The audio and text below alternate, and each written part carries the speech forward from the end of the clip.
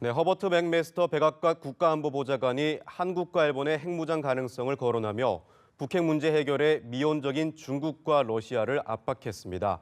북한과의 전쟁 가능성이 매일 커지고 있다고도 강조했습니다. 워싱턴 윤석희 특파원입니다. 허버트 맥메스터 백악관 안보보좌관은 북핵 문제 해결과 관련해 한국과 일본의 핵무장 가능성을 처음 언급했습니다. 북핵 문제가 해결되지 않을 경우 한일 양국이 핵으로 무장할 수 있음을 경고하며 중국과 러시아의 적극적인 역할을 요구한 겁니다. But you also have the threat of the potential of Japan, South Korea, others arming themselves, possibly even with nuclear weapons.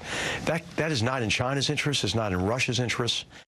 또한 미국이 중국에 요구하는 것은 미국에 대한 호의를 보여달라는 것이 아니라 중국의 이익 차원에서 행동하라는 것이라고 강조했습니다. 맥메스터 보좌관은 앞서 열린 한 국방 포럼에서는 북한과의 전쟁 가능성이 매일 커지고 있다고 밝혔습니다.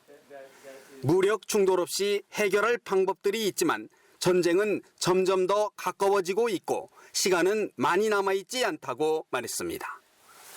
지난달 29일 북한의 대륙간 탄도미사일 화성 15형 도발을 미국이 그만큼 심각하게 받아들이고 있다는 뜻으로 해석됩니다. 도널드 트럼프 대통령이 예고한 새로운 차원의 대북 제재도 조만간 구체화할 것으로 보입니다. 모든 유엔 회원국이 의심 가는 북한 화물선을 공해상에서 검색할 수 있는 권한을 부여하는 방안이 검토되는 것으로 알려졌습니다. 북한 김정은과 여동생 김여정 등에 대한 직접 제재를 추진할 수 있다는 관측도 나옵니다.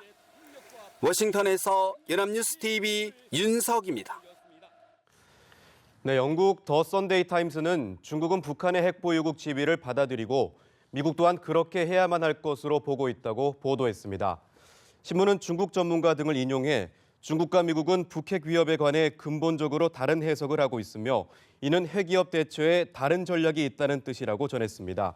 이어 중국은 북한의 핵무기 개발이 마음에 들지 않지만 대북 경제적 관계를 완전히 끊어 초래될 김정은 정권의 붕괴 위험을 더 두려워하고 있다고 보도했습니다. 또 중국은 미국이 막대한 인명 피해를 야기할 게 틀림없는 군사적 행동에 나설 것이라는데 회의적이라고 전했습니다.